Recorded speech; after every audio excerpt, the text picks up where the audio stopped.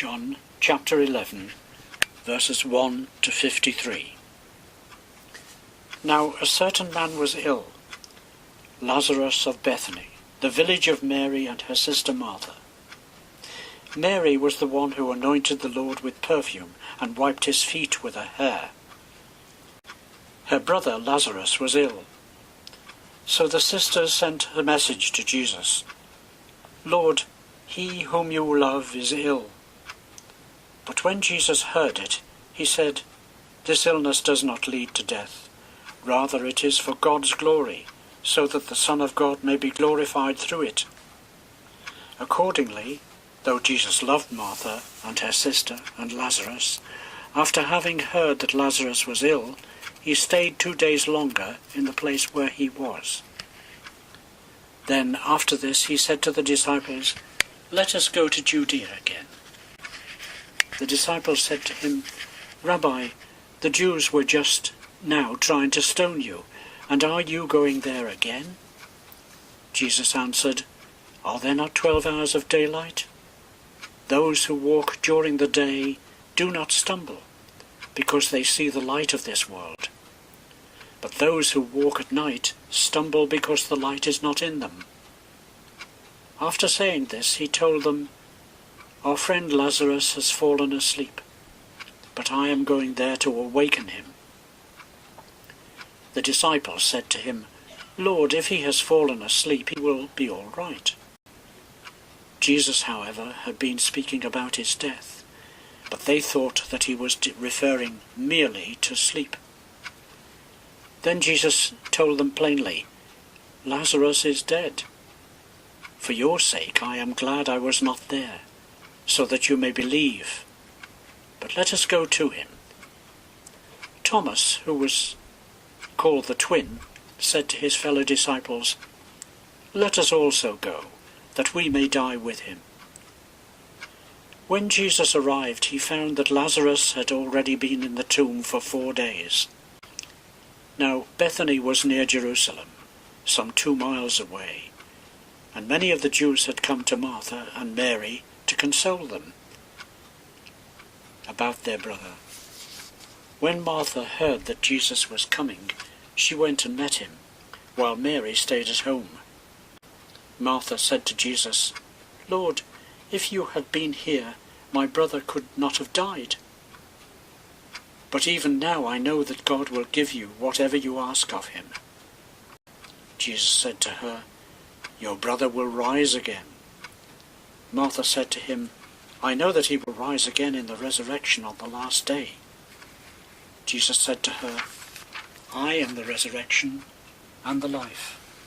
Those who believe in me, even though they die, will live. And everyone who lives and believes in me will never die.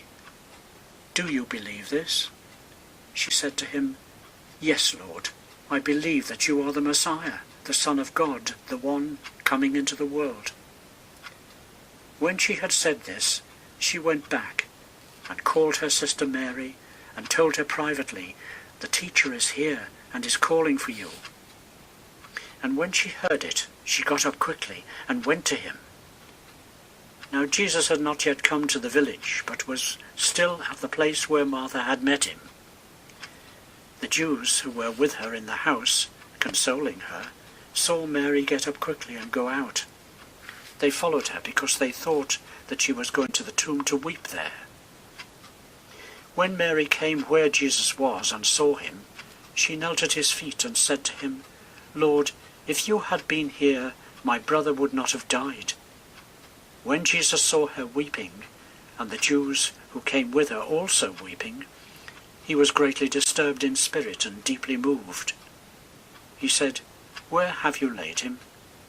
They said to him, "Lord, come and see." Jesus began to weep. So the Jews said, "See how he loved him." But some of them said, "Could not he who opened the eyes of the blind man have kept this man from dying?" Then Jesus, again greatly disturbed, came to the tomb. It was a cave, and a stone was lying against it. Jesus said, "Take away the stone." Martha, the sister of the dead man, said to him, Lord, already there is a stench because he has been dead for 4 days. Jesus said to her, Did I not tell you that if you believed, you would see the glory of God? So they took away the stone. And Jesus looked upwards and said, Father, I thank you for having heard me.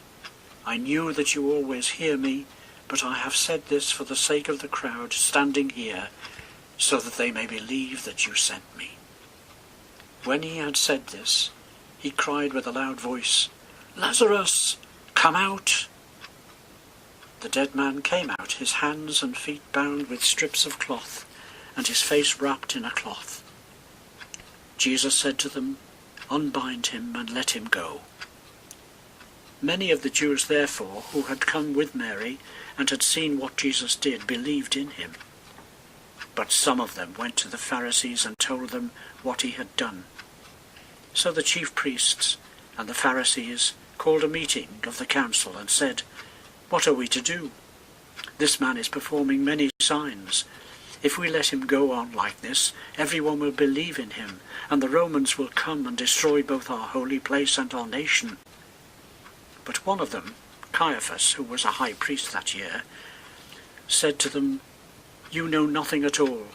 You do not understand that it is better for you to have one man die for the people than to have the whole nation destroyed.